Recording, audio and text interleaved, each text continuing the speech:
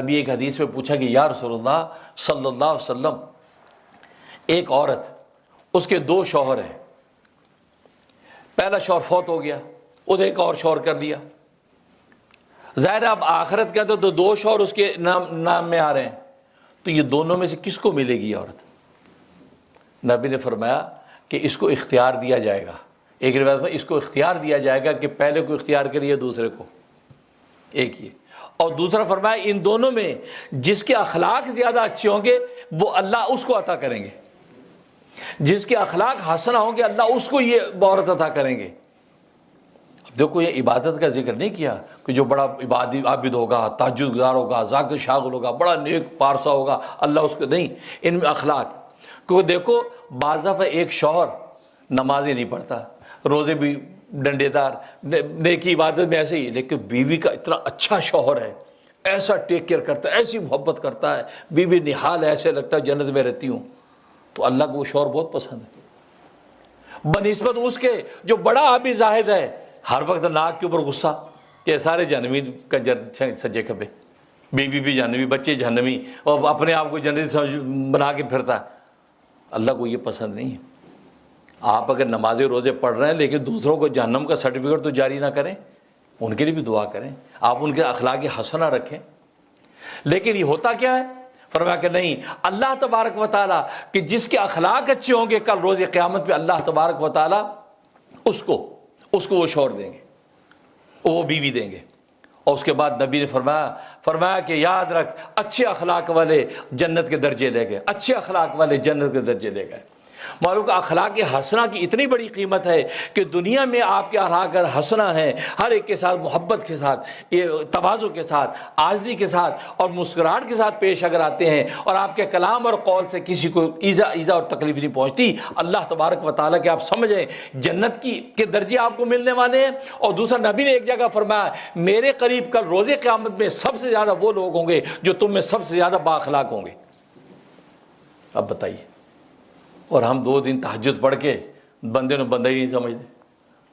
4 دن ذکر کی کر لیا، کوئی بندہ ہی نہیں لگتا، نہیں، یہ نہیں۔ اللہ تبارک و تعالیٰ کے نظام ہی الگ ہیں، اللہ عبادت کا محتاج نہیں، اللہ تمہاری خدمت چاہتا تم کس درجے کے ہو۔ فرائض و واجبات پورے کر کے اگر لوگوں کے دل خوش آپ نے کر دیا ہے تو بس اللہ تبارک و تعالیٰ کے آپ کو جنت۔ یہاں تک حدیث میں آتا ہے، صحیح مسلم کی حدیث ہے، فرمایا کہ ایک عورت، اس کا بچہ گم ہو گیا، بچہ اگر گم ہو گیا اور وہ پریشان بے حال پھر رہی ہے، اور آپ جانتے ہیں کہ ماں کی ممتا کا عالم ہوگا جب بچہ اس کو گم ہے۔ فرمایا کہ جس بندے نے اس کو تسلی کا ایسا جملہ کہہ دیا کہ جس سے اس کو کچھ سکون اطمینان ہو گیا، اس کو ایک ہوپ ہو گئی کہ نہیں میرا بچہ سیف ہے، مل جائے گا، ایسا جملہ جس نے کہہ دیا، فرمایا دخل الجنہ، وہ جنت میں داخل ہو گیا۔ اب بتائیے، جنت کی ضمانت نبی دے رہے ہیں۔ اب یہ دیکھو، یہ ایک بڑا سینٹر ہی ہے دار التزکیہ، خواتین بھی آتی، ایک بچہ اوپر منزل میں ادھر چلا گیا، اب ماں پریشان پھر میرا بچہ کہاں ہے، بچہ دوڑ رہی، اب آپ نے کہا بی بی کیا ہوا؟ میرا بچہ پتہ نہیں کیا مل نہیں رہا، او نہیں بی بی پریشان ہو، یہ اوپر نیچے بڑی کلاسز ہیں، بچے ادھر بھی کھیل رہے ہیں، یہ بچے ہیں، گم نہیں ہوتا، یہاں سے گم نہیں ہوتا بچہ، میں بھی دیکھتا ہوں مل جائے گا۔ آپ نے یوں کہہ دیا نا، نبی فرمایا اس کو تسلی ہوگی کہ ہاں نہیں یہاں ایز یوزل ہے، ایسا بچے ادھر ادھر چلا جاتا ہے، پر اس کے دل کو جیسے تسلی ہوئی اللہ نے آپ کے لیے جنت لکھ دی۔ نہ آپ کی نماز کا ذکر ہے، نہ روزے کا ذکر ہے، لیکن اتنی سی تسلی دینے پہ یہ کلام، یہ زبان ایسی چیز ہے۔ تبھی تو صحیح مسلم کی حدیث ہے کہ جیسی صبح ہوتی ہے تو ہمارے جسم کے سارے اعضاء اس زبان کے آگے ہاتھ جوڑ کے کھڑے ہو جاتے ہیں اور کہتے ہیں کہ بھئی زبان بہن، آج اگر تو ٹھیک رہی سارا دن تو ہم بھی ٹھیک رہیں گے، اور اگر تو بگڑی تو ہم بھی بگڑ جائیں گے۔ کیوں؟ آپ کو پتہ ہے انسان کے سارے نتائج اور رزلٹ کا مدار زبان پہ ہے،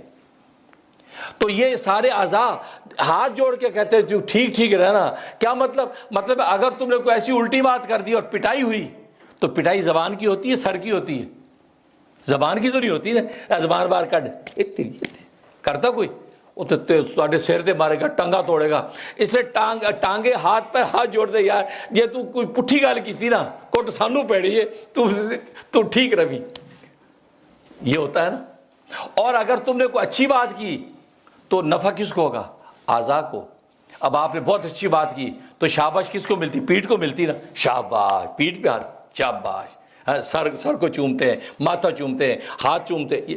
زبان کو نکال کے کوئی نہیں چوم، بڑی سونی گل کی تھی، ایسا کوئی کرتا؟ تبھی کہتے ہیں کہ زبان پر مدار ہے آپ کے اچھے برے عمل کا، اچھی بات بولی تو شاباش اعضاء ہی کو ملنی ہے، تبھی اعضاء کہتے ہیں کہ اچھی بات بولنا، سارے کو چوڑنا ماری، بڑی کوٹ پہنی، ٹنگا ساڑیاں ٹوٹ رہی ہیں، سیر ساڈا پھٹ رہا ہے، تو گل صحیح کری، اور جب پٹھی گال کی تھی، پٹائی ہماری، اچھی بات کی تو شاباش ہمیں ملے گی۔ تو دیکھو زبان کا کتنا جو کردار ہمارے زندگی میں، اور اخلاق کی بنیاد ہی زبان ہے،